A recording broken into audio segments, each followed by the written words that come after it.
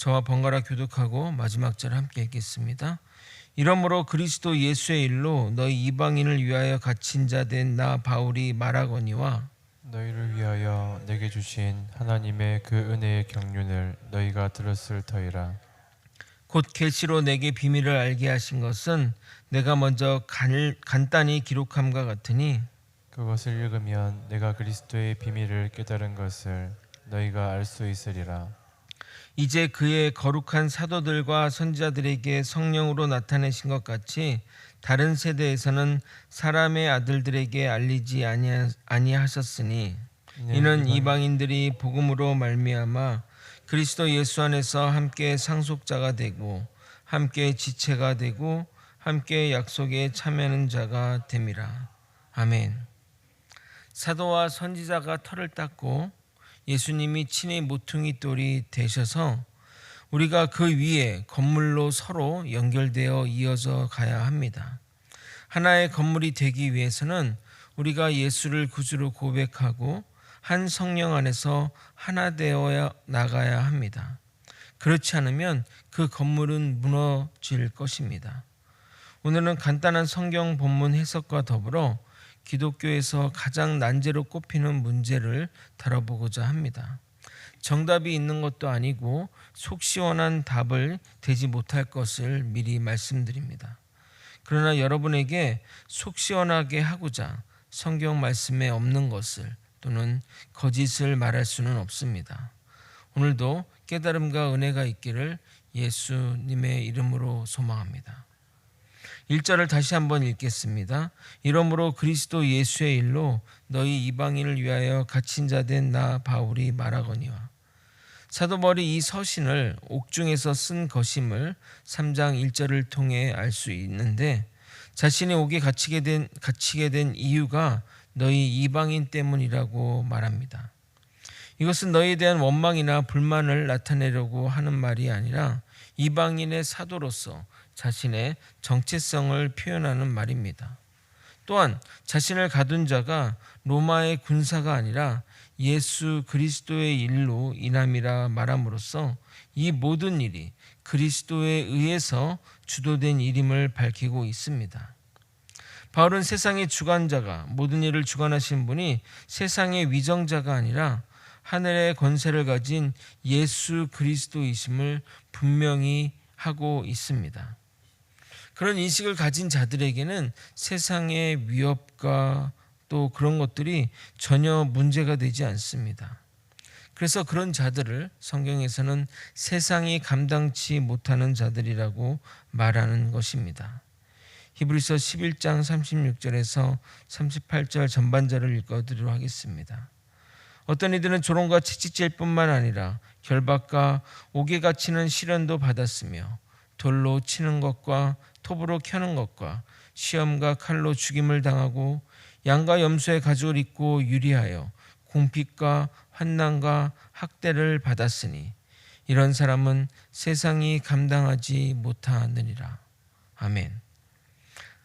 사도 바울은 에베소 교회에서 3년 사역을 하면서 성도들에게 자신의 사명과 여기까지 자신을 이끈 하나님의 계획을 여러 번 이야기했을 것입니다. 그래서 너희가 그것을 들었다고 다시 한번 강조하는 겁니다. 그리고 다시 여기에 기록했으니 너희가 그것을 읽으면 내가 깨달은 그 그리스도의 비밀을 이제는 너희가 알게 될 것이라고 말합니다. 2절부터 4절까지를 다시 한번 읽어드리도록 하겠습니다. 너희를 위하여 내게 주신 하나님의 그 은혜의 경륜을 너희가 들었을 터이라. 곧 계시로 내게 비밀을 알게 하신 것은 내가 먼저 간단히 기록함과 같으니 그것을 읽으면 내가 그리스도의 비밀을 깨달은 것을 너희가 알 수 있으리라. 복음은 이렇게 전파됩니다. 먼저 알게 된 자, 깨달은 자에 의해 아직 그 사실을 모르는 자들에게 전파되어 알게 하는 것입니다. 그 도구가 설교와 복음 전도 그리고 글입니다. 그러므로 전도가 그렇게 어려운 것은 아닙니다. 여러분 중에는 사람을 만나 복음을 전하는 것에 울렁증이 있으신 분도 있을 것이고 숫기가 없어 말을 조리 있게 하는 것을 어렵다고 생각하실 분도 있을 것입니다. 그러면 글로 쓰면 되는 것입니다. 설교 들은 내용을 적으시고 그 내용을 전하면 되는 것입니다. 의지만 있다면 모든 것이 가능합니다. 바울이 말로써 그리고 글로써 알린 비밀은 이렇습니다.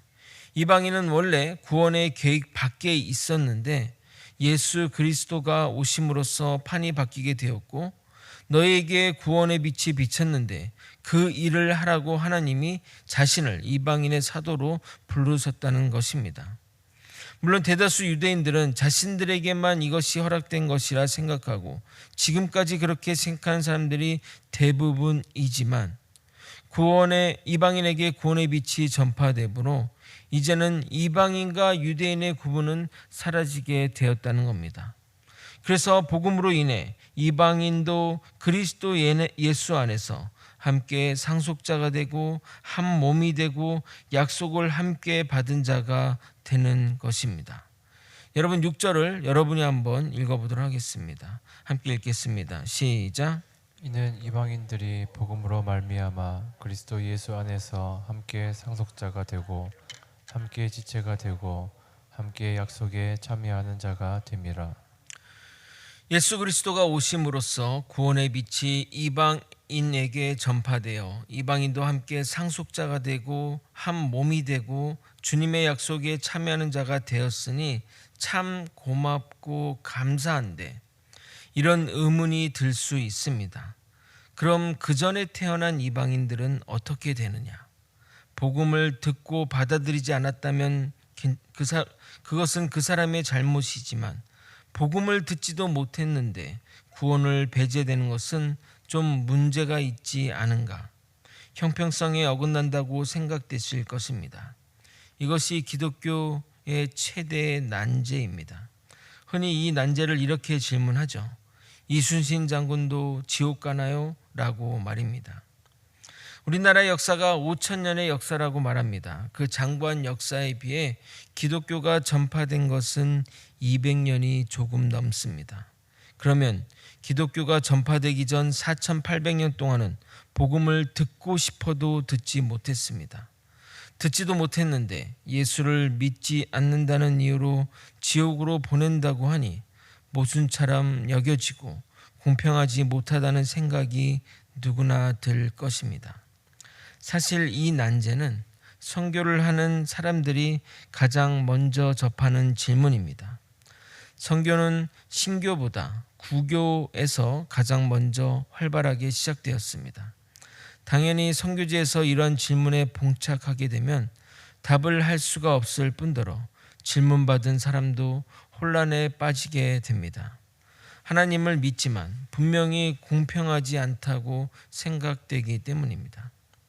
그래서 종교다원주의가 이러한 배경 하에서 출발하게 됩니다.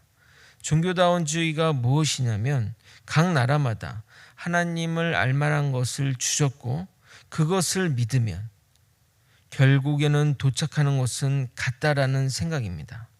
예를 들어 불교를 믿으면 부처를 믿으면 그 부처를 따라 기독교가 말하는 천국에 가고 무속신앙을 믿는 이들은 그 무속신앙의 그 신들을 따라 천국에 간다고 믿었던 것입니다.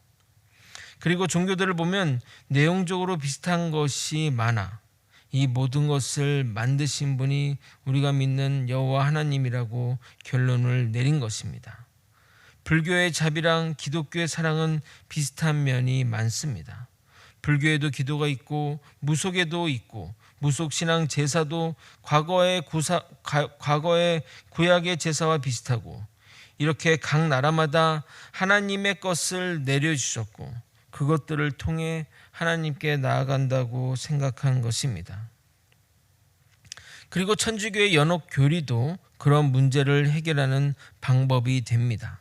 선한 일을 했지만 예수님을 믿지 않거나 예수님을 믿었어도 제대로 살지 못한 자들이 그곳에 가서 패자 부활전의 기회를 삼는 곳입니다. 그들은 연옥에서 선행을 통해 스스로 구원에 이르거나 또는 후손들이 조상의 공덕을 더해 예를 들어 면죄부 같은 것들을 사서 조상에게 바침으로써 공덕을 쌓아 조상을 천국으로 보낼 수 있습니다.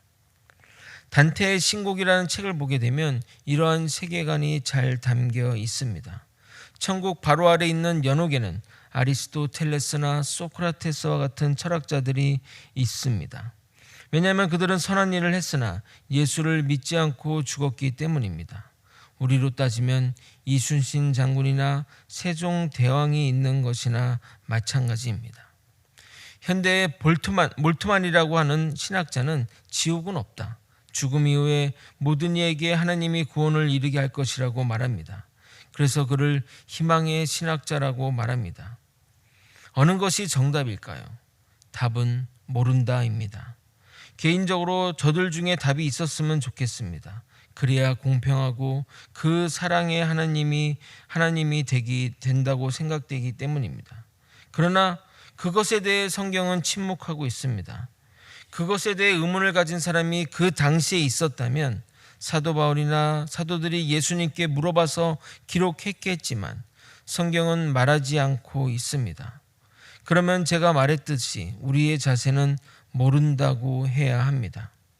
하나님이 말하신 곳까지만 가는 것이 우리가 알 수 있는 최선의 것입니다. 물론 답답하고 개운하지 않으신 분들이 계시겠지만 성경이 말하지 않은 것을 말하고자 한다면 그것은 그 사람이 하나님이라고 말하는 것과 동일한 것입니다. 성경은 여기까지만 이야기하고 있습니다. 사도행전 4장 12절입니다. 다른 이로서는 구원을 받을 수 없나니 천하 사람 중에 구원을 받을 만한 다른 이름을 우리에게 주신 일이 없음이라 하였더라. 다른 방법으로는 구원에 이를 수 없습니다. 오직 예수 그리스도만이 우리의 구원자이십니다. 예수님도 직접 우리에게 이렇게 말씀하십니다. 요한복음 14장 6절입니다. 예수께서 이르시되 내가 곧 길이요 진리요 생명이니 나로 말미암지 않고는 아버지께로 올 자가 없느니라. 예수 외에는 구원의 방법이 없습니다. 그 이상을 추구하면 자유주의로 가자는 것인데 학문으로는 좋을지 모르지만 영원한 생명의 문제에 누가 모험을 하겠습니까? 여러분이 아주 심각한 병에 걸렸는데 우리가 잘 아는 그 약을 먹으면 고쳐진다고 합니다. 그런데 다른 이는 이 약도 된다고 하니 이 약을 먹으라고 하면 그 약을 먹을 사람이 있을까요? 다른 곳에 구원이 있다 할지라도 신경 쓸 것 하나도 없습니다. 그럼 그런가 보다. 나는 이 길을 가겠다 하면 되는 겁니다. 저 지옥 가는 사람들을 위해 같이 지옥 가겠다는 어리석은 사람이 있겠습니까? 핵폭발로 지구가 멸망하는데 선택된 사람만 비행기를 타고 탈출하게 되었습니다. 그런데 본인은 비행기에 탔지만 선택받지 못한 사람은 죽어야 하니 나도 그 비행기에서 내려 그들과 함께 죽겠다고 할 사람이 영화의 주인공 말고 누가 있을까요? 우리는 가장 안전한 길로 가야 합니다. 그래서 신앙은 보수적인 것이 가장 좋습니다. 풀리지 않는 의문이나 궁금증은 천국에 가서 주님께 물어보면 좋을 것입니다. 그 날이 오면 모든 의문이 다 풀릴 것입니다. 아마도 주님의 놀라운 계획 앞에 우리는 감탄하게 될 것입니다. 고린도서 13장 12절은 이렇게 말합니다. 우리가 지금은 거울로 보는 것 같이 희미하나 그때에는 얼굴과 얼굴을 대하여 볼 것이요 지금은 내가 부분적으로 아나 그때는 주께서 나를 아신 것 같이 내가 온전히 알리라. 아멘. 말씀을 정리하겠습니다. 우리가 하나님에 대해 아는 것은 한계가 있습니다. 다 알 수도 없고 안다고 달라질 것도 없습니다. 우리에게 허락된 것에 감사하며 아직 주님을 몰라 죽어가는 영혼들을 살리는 일에 매진하는 것이 더욱 바람직한 일일 것입니다. 신앙은 학문이 아닙니다. 호기심 천국도 아닙니다. 우리가 모른다는 것을 철저히 겸손하게 인정해야 됩니다. 우리는 하나님에 대해 왈가왈부하며 판단하며 평가할 입장이 아닙니다. 주님이 우리에게 허락된 것을 감사하며 받아들여야 하는 것입니다. 만약 이러한 것에 안다고 말하거나 하나님이 자신에게 영으로 알려주셨다고 말하거나 또는 꿈에서 알려줬다고 말하는 이가 있다면 100% 아니 120% 이단입니다. 절대 그런 말에 미혹되지 마시기 바랍니다. 주님의 말씀에 순복하여 우리가 아는 것에 집중하여 나아가는 저와 여러분이 되시길 예수님의 이름으로 소망합니다. 기도하시겠습니다. 하나님의 은혜에 감사하며 하나님이 허락된 것인 것에 아버지 우리가 알고 나아가는 믿음의 백성들 되게 도와주옵소서. 아버지 정말 이 소중한 복음을 알지 못하는 백성들에게 전하는 사명을 감당하게 도와주시옵소서. 그 일도 바쁩니다. 그 일 하기에도 시간이 모자릅니다. 주님의 나라와 영광을 위해 매일매일 살아가는 우리 모두가 되게 하여 주시옵소서. 사랑이 많으신 예수 그리스도 이름으로 기도드렸나이다. 아멘. 주기도문으로 예배를 마치겠습니다.